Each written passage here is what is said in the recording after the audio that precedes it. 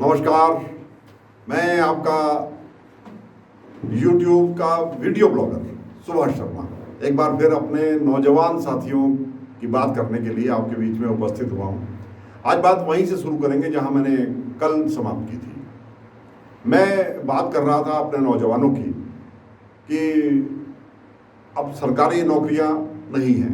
ये कड़वा सत्य है। इसको अपने जीवन में उतार लीजिए।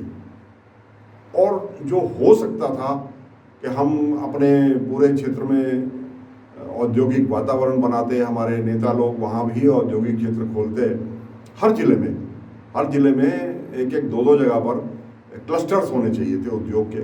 उद्योग हम चुन सकते थे, उसमें जो नॉन पॉल्यूटिंग उद्योग है वो हम चुन सकते थे, लेकिन हमने वो चुना नहीं। 21 साल देर कर दी।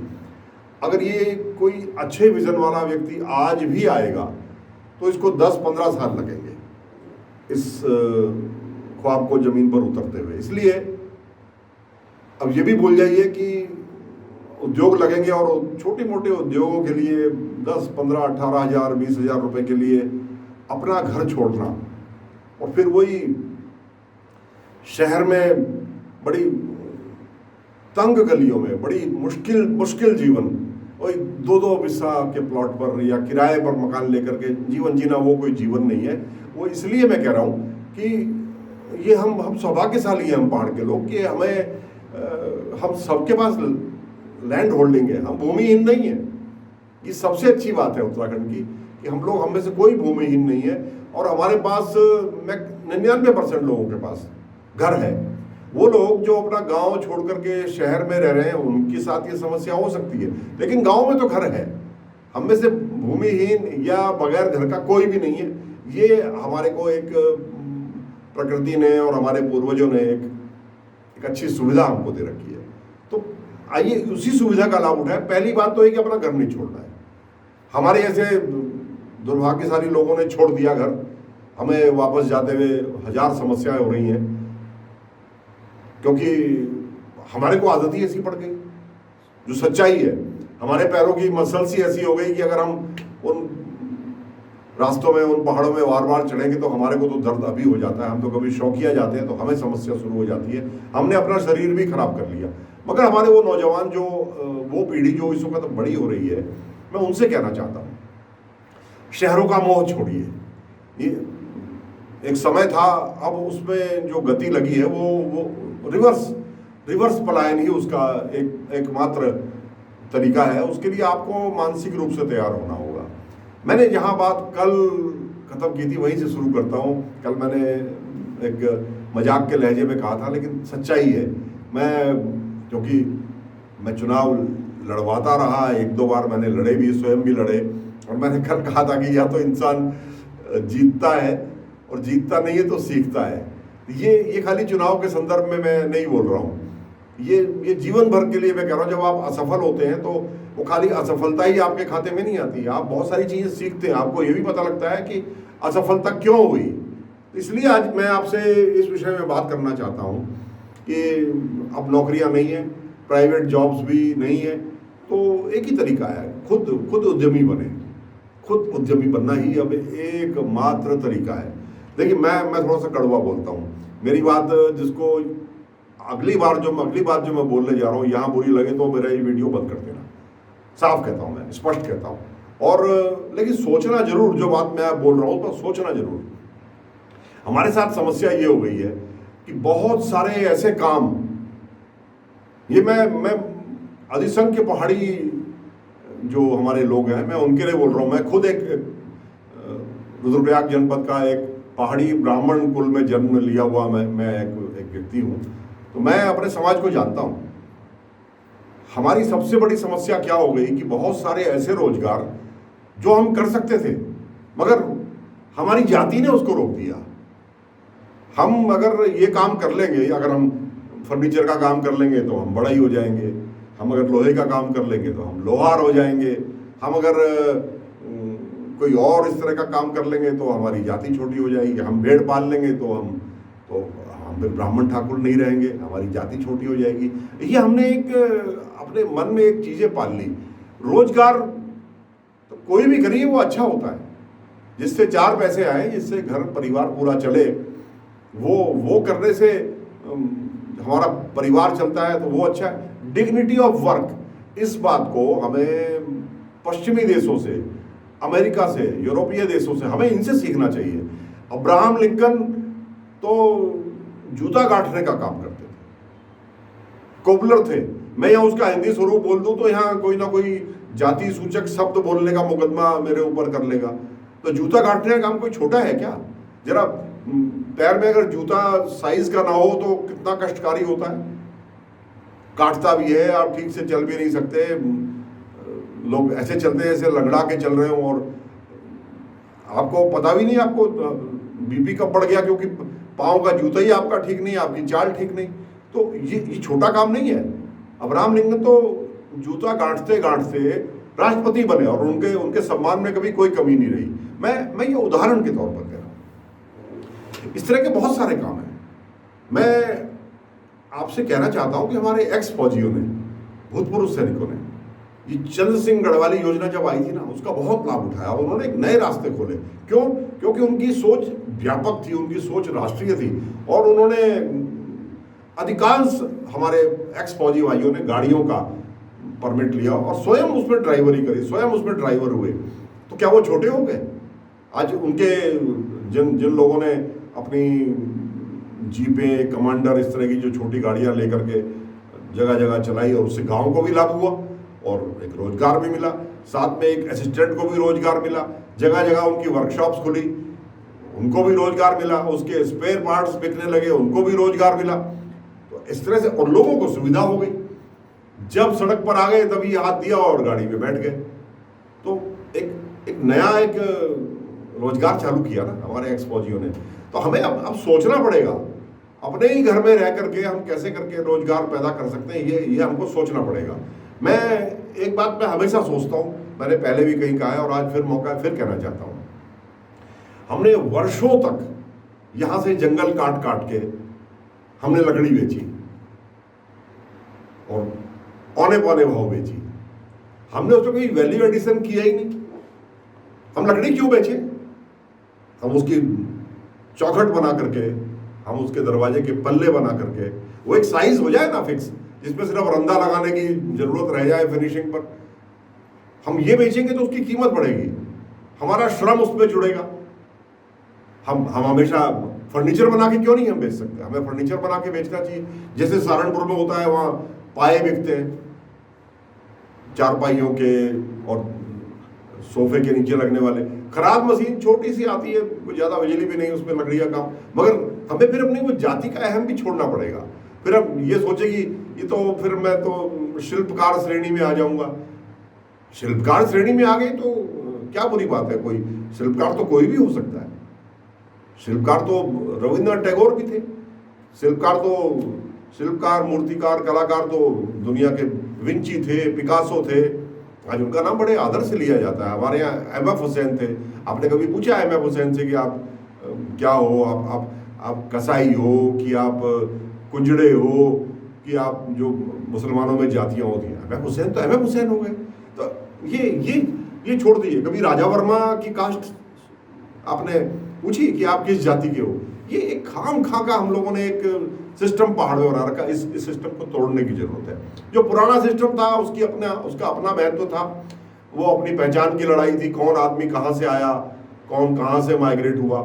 अब हमें माइग्रेशन का इतिहास जो लिखेंगे वो लिखते रहेंगे। अभी तो अपने रोजगार की जरूरत है। मैं आज अपने नौजवानों से एक किस्म की काउंसलिंग कर रहा हूँ, नए लोगों से, क्योंकि अब ये लग रहा है ऐसा कि शायद कोविड की जो दूसरी लहर है वो शांत होने जा रही है। अब कब तक हम सर्वाइवल के लिए ही जिंदा रहेंगे कि फिलहाल तो 2 वक्त की रोटी मिल जाए अपने घर में और बीमारी से बचे रहें? हमारी प्रायोरिटी पिछले 1.25 साल से यही है। अब ये तो लंबे समय नहीं चलेगा ना, आगे रोजगार भी चाहिए। सरकारी रोजगार है नहीं, प्राइवेट फैक्ट्री में बहुत कम तनख्वाह में काम करना है तो घर छोड़ना पड़ेगा, पलायन करना पड़ेगा। और पलायन करोगे तो फिर वही अगला एक पूरी पीढ़ी 50 साल पूरे आपके अपने जीवन में लग जाएंगे, तब जाके कहीं आपके बच्चे कहीं एस्टेब्लिश हो पाएंगे। तो इसलिए एक जमा जमाया हमारा घर है, जमी जमाई हमारी खेती है। हाँ, इसमें सरकार से हमको बहुत कुछ चाहिए। अब मैं अगर आपसे ये कहूँ कि भेड़ और बकरी पालना एक बहुत फायदे का काम है, तो मुझे लगता है बहुत सारे लोग अभी कह देंगे कि देखो क्या बातें कर रहा है, ये शर्मा कहाँ का शर्मा है, कौन सा शर्मा है, ये सवाल लोग शुरू कर देंगे। भेड़ बकरी पालने का काम मुनाफे का है, लेकिन हमने तो ये मान लिया ना कि ये तो हमारा काम ही नहीं है, ये तो एक खास जातियां हैं, उन्हीं का काम है। ऐसा नहीं है, ऐसा नहीं है भाई। जिस चीज़ से रोजगार मिलता हो, कम से कम नई पीढ़ी को ये बात समझनी चाहिए, नई पीढ़ी को इस बात को समझना चाहिए। आज पहाड़ी बकरे की डिमांड सबसे ज़्यादा यहाँ होती है और सबसे कम फैट उसमें होता है। बड़ा बड़ा लो कोलेस्ट्रॉल वाला मीट जो होता है ना, वो बकरा जो एक खूंटे पे बंधा जो बड़ा होता है, पलता है, उसके मीट में, अब वो मांसाहारी है, इसमें कोई दो राय नहीं। हमारा खाना है, हम सब खाते हैं, इससे परहेज किस बात का। खाते हैं तो डिस्कस क्यों ना करें। तो जो खूंटे में बंधा हुआ बकरा है उसके अंदर फैट ज़्यादा होता है, फैट ज़्यादा होता है, कोलेस्ट्रॉल ज़्यादा होता है। और जो बकरा पूरे खेत में, जंगल में, ऊपर नीचे के इलाके में चल चल करके अलग अलग जगह की अलग अलग जड़ी बूटी, अलग अलग जगह की घास खाता है, उसका मीट स्वादिष्ट होता है, उसका मीट पौष्टिक होता है, उसमें कोलेस्ट्रॉल वगैरह जो दूसरी फैट वगैरह है उसकी मात्रा काफ़ी कम होती है। ये फायदे का काम है इस तरह। और अभी ऊन की बात चल रही है भाई, कितना ज़बरदस्त काम है। जब तक चल रही है मरीनो ऊन है, अभी पिछले दिनों हमारे मंत्री सुबोध उनियाल कुछ सैंपल लाए भी और मुझे मालूम है उसके बड़े अच्छे रिजल्ट हुए। वो ज़्यादातर उस वक्त वो ब्याने वाली थी, अधिकांश उसमें से ब्या गई, कोई दूसरी बार ब्याने वाली है। तो ये एक्सपेरिमेंट कामयाब रहा। उसकी ऊन, और हम उसकी ऊन की शानदार, हमारे तो घर में सभी जानते हैं, खूबसूरत से मफलर, खूबसूरत सी टोपी, खूबसूरत से दस्ताने रंग बिरंगे बना करके जो पर्यटक यहाँ आता है, अगर हम उन्हीं को सड़क पर बेचने शुरू करें, उनको कोई होलसेलर बेचेगा, कोई रिटेल में बेचेगा जगह जगह, तो मुझे मालूम है जब एक चीज़ लगातार दिखती है ना तो पर्यटक में उसके लिए आकर्षण बनता है। जैसे दालें बिकनी शुरू हो गई सड़क पर, जो हमारी ऑर्गेनिक दालें हैं, इन कामों को बढ़ावा देना। अब तो देखिए, बंदरों को भगाने के लिए, सुअर को भगाने के लिए, जंगली जानवरों को भगाने के लिए भी अब नियम बड़े शिथिल हो गए हैं, और इस पर सरकार की समस्याएं आएंगी तो फिर लड़ेंगे, आगे लड़ेंगे उसके लिए। लेकिन अब अपने रोजगार की बात करिए भाई, अब रोजगार की, घर बैठे बैठे रोजगार, और रोजगार वो जिससे शाम तक 500 से 1000 रुपया अपने परिवार के लिए आए। वो छोटा बड़ा ये मेरी जाति के लिए वर्जित है, ये सब बंद कर दीजिए। यही भविष्य है। आज नहीं सुनोगे, 10 साल बाद सुनना पड़ेगा, 10 साल में नहीं सुनोगे, 20 साल बाद सुनना पड़ेगा, लेकिन हम तब तक बहुत पिछड़ जाएंगे। काम कोई छोटा नहीं और काम कोई बड़ा नहीं। एक कंप्यूटर पे बैठ के व्हाइट कॉलर जॉब, इसी को खाली नौकरी नहीं बोलते। अपना काम एक बार करके तो देखिए। अपना काम करोगे, 4 लोगों को रोजगार दोगे, और रोजगार दे करके फिर पूंजी जब आती है ना पास में, और जब लगता है कि मेरा इतना काम फैल गया और मैंने इससे आज इतना पैसा कमाया, उसका एक आनंद, ऐसा आनंद है कि उसके बाद आप कभी सरकारी नौकरी के विषय में सोचोगे नहीं। जो बहुत मेधावी हैं, जो कंपटीशन पास कर सकते हैं, वो करें, उनके लिए कहाँ मनाही है। अब ये एक ही काम है हमारे पास, टीचिंग का, जिसको देखो बीएड, जिसको देखो। मेरे परिवार के लोग भी हैं, मैं किसी का उपहास नहीं उड़ा रहा, मैं किसी का उपहास नहीं कर रहा, लेकिन उसके अलावा बहुत चीज़ें हैं। ये फार्मासिस्ट का काम है हमारे पास। थोड़ा सा अगर हम लड़ाई लड़ें और फार्मासिस्ट अगर हम ठीक से इस काम को सीखें, तो फार्मासिस्ट तो छोटे मोटे गांव में इलाज भी कर सकता है। और एक और इसके लिए कोई क्रैश कोर्स सरकार की तरफ से आए तो छोटी मोटी सर्जरी, फोड़ा फुंसी, कट, इस तरह की चीज़ों पर, मोच आ गई, इस तरह की बातों पर भी वो गांव-गांव में जाकर के सेवाएं दे सकते हैं। ये इस तरह के काम है जिसको हमें आगे बढ़ाना चाहिए। अभी खाली टीचिंग के भरोसे तो भाई रहना छोड़ दीजिए। अब ये टूर गाइड है, ये काम बहुत अच्छा काम है, करिए ना। और फिर अपने सुंदर जगहों पर अच्छे फूल लगाइए, साफ सुथरा रखिए उसको। और मैं टी गार्डन्स के लिए तो मैं हमेशा ही कहता हूँ, उसके लिए सरकार का संरक्षण भी चाहिए। 2-4 हमारे स्थानीय लोग जब इसमें आगे आके पहल करेंगे, और उसका परिणाम नहीं, इसमें 5 साल लगेंगे, मैं ये मानता हूँ, लेकिन ये जब भी होगा इसका लाभ हमको मिलेगा, और हमारे यहाँ एक टूरिस्ट हब बनेगा। वो यात्री जो धार्मिक भावना से मंदिर जाता है, मंदिर से लौट करके जब वो 3, 4, 5 दिन ऐसे रमणीक जगहों में रहना चाहेगा तो उसके लिए हमारे पास जगह कहाँ है? हमने बनाई ही नहीं। अगर हम सड़क से ही उसको अगर दिखाई देगा कि वो दूर एक टी गार्डन दिख रहा है पहाड़ का, उसके बीच में 2 खूबसूरत गेस्ट हाउसेज हैं, तो कौन वहाँ नहीं जाना चाहेगा? हर कोई वहाँ जाना चाहेगा। जाएगा तो हम भी सीखेंगे, बहुत कुछ सीखेंगे, हमारा भी जीवन स्तर बदलेगा, हमारा बोलचाल, हमको दुनिया की ज़रूरतें, इन सब चीज़ों को समझेंगे। मैं जो नौकरी के इच्छुक हैं भाई वो करें, लेकिन सबको नौकरी नहीं मिल सकती, ये समझ लीजिए। ये अब सरकारें झूठ बोलती हैं, साफ कह दूँ, सरकारें बिल्कुल सफ़ेद झूठ बोलती हैं। इतना रोजगार किसी सरकार के पास, उससे पूछिए तो बजट कहाँ है, बजट प्रोविजन दिखाइए, है नहीं, और भविष्य में होगा भी नहीं। उसके पीछे कारण भी है। मैं किसी की पार्टी की वजह से आलोचना नहीं कर रहा। इंफ्रास्ट्रक्चर पर इतना पैसा खर्च हो रहा है। अब ये जो रेलवे का ट्रैक बन रहा है, इसमें पैसा लगता है ना। ये जो सड़क हमारी, इसको ऑल वेदर रोड, हालांकि वो ऑल वेदर तो नहीं है, लेकिन चलिए फिर भी ऑल वेदर नाम दे दिया, हम उसका स्वागत करते हैं। लेकिन सड़क चौड़ी तो हो रही है ना, हमारा आना जाना उससे आसान तो होगा ना, तो उस पर भी पैसा लगता है। तो ये जो तमाम खर्च हो रहे हैं इस तरह के, अब ये होंगे तो फिर उद्योग धंधे हमारी प्राथमिकता में है नहीं। तो इसलिए सवाल ये भी है कि ये सब हो किसके लिए रहा है? हमारी जेब में 4 पैसे होंगे तभी ना। इसलिए 4 पैसे कमाइए, पैसा कमाने की सोचिए, पैसा कमाना ही बहुत ज़रूरी है। पैसे के बगैर, धन के बगैर रोज कमाना पड़ेगा। और ये जब एक बार पैसा आने लगता है ना, तो फिर बड़ा अच्छा, इसका चस्का बड़ा अच्छा लगता है।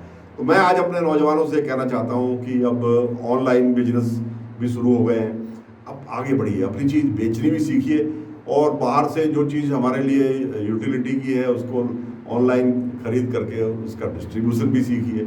और ज़्यादा कोशिश करिए कि अपने पकवान हैं, अपने फल फूल हैं, हम काष्ठ कला, जो श्रीनगर में एक समय था, मैं जाता था उनके पास, शायद पुष्पवाण जी थे, मैं बात कर रहा हूँ 77-78 की। अब वो काष्ठ कला वाला दफ्तर भी नहीं दिखाई देता, सरकारों के संरक्षण भी इन चीज़ों के लिए बंद हो गए। तो हमारे बीच में बहुत सारे लोग ऐसे हैं जो इन कलाओं में पारंगत हैं, तो हमें इन्हें आगे बढ़ाना चाहिए। घराट का जो स्लो स्पीड में जो अनाज पिसता है, उसकी तो इतनी डिमांड है, हम तो आज भी यहाँ ढूंढते हैं। हमारे ले दे करके एक रायपुर के पास माल देवता में घराट बच रखा है, वहाँ से हम आज भी खरीदते हैं, अच्छा भाव दे करके खरीदते हैं। ये जो चक्की में तेज आरपीएम में, तेज स्पीड में गेहूँ पीसा जाता है, अनाज पीसा जाता है ना, ये गर्म हो जाता है, इसकी क्वालिटी वहीं ख़राब हो जाती है। और जो स्लो स्पीड में जो अनाज पिसता है उसकी मिठास रहती है। ये मिठास हम शायद कितना जानते हैं, लेकिन यहाँ का व्यक्ति उसको जानता है। और फिर हम तो नेचुरली ऑर्गेनिक हैं। हमारे यहाँ खाद, ये जो केमिकल खाद है ना भाई, इसका इस्तेमाल मत करना, याद रखना, इसका इस्तेमाल मत करिए। ऑर्गेनिक चीज़ें वहाँ पैदा करिए और एज इट इज़ मत बेचिए उसको, उसमें उसका स्वरूप बदलिए, उसको प्रोसेस कीजिए, प्रोसेस करके उसको आप कुमाऊँ में आप जाएंगे तो आलू का गुटखा इतना फेमस है वहाँ। मैंने तो दिन में 2-2, 3-3 बार आलू का गुटखा खाया है। तो उसका थोड़ा स्वरूप बदलिए ना, उसमें कुछ चटपटे मसाले डालिए ना, उसमें टिमरू के जो बीज का छिलका होता है ना, वो डालिए ना। पूरी दुनिया सेजवान नाम से इसको बेच रही है, हमारे यहाँ टिमरू जंगलों में धक्के खा रहा है। कुछ भी नहीं करना है, टिमरू तो एक मसाला है, बहुत हेल्दी है, बहुत बढ़िया चीज़ है। इस तरह की चीज़ें हमको, मैं उदाहरण दे रहा हूँ, इसमें तो शाम हो जाएगी। तो आज मेरी कोशिश है, कल मैंने अपने नौजवानों से कहा था कि नौकरियों के पीछे मत भागना। आज मैं आपको ये बताना चाह रहा हूँ कि क्या क्या और है जो हो सकता है, तो हमें ये भी करना चाहिए। और आखिरी में ये कहना चाहता हूँ कि ये जो सड़क हमारे घर तक जा रही है ना, इससे अपने घर तक जाने की सड़क समझिए, गांव छोड़ के शहर आने की मत समझिए। अगर हमने ये सोच लिया कि चलिए अब तो रोड बन गई, अब तो मैं यहाँ से बस अब शहर चला जाऊँ, तो उस सड़क का हम कैसे प्रयोग करते हैं? वही एक सीढ़ी है ना, वो सीढ़ी ऊपर चढ़ने के लिए भी इस्तेमाल होती है, और जो ऊपर है वो नीचे उतरने के लिए भी उसी का इस्तेमाल करता है। तो ये तो इस्तेमाल करने वाले के मन में है। आप उस सड़क का इस्तेमाल अपने गांव जाके अपनी प्रगति के लिए करना चाहते हैं कि गांव छोड़ने के लिए करना चाहते हैं, ये आपको सोचना पड़ेगा। आज नहीं तो कल सोचना पड़ेगा। मैंने आज कोशिश की अपने नौजवानों को राह दिखाऊं, रास्ता दिखाऊं। अगर आपको पसंद आया तो इसको लाइक कीजिएगा, शेयर कीजिएगा। मेरे को मैं हमेशा इस तरह की मौलिक सोच मेरी चलती रहती है और मैं आगे भी भविष्य में भी आपके सामने इस तरह की योजनाएं लेकर के आने वाला हूं और मैं एक्सपर्ट से भी आपकी बातचीत कराऊंगा जो इस बारे में जानते हैं। तो इन्हीं शब्दों के साथ इतनी देर तक मेरे साथ जुड़े रहने के लिए आपका बहुत बहुत आभार। नमस्कार।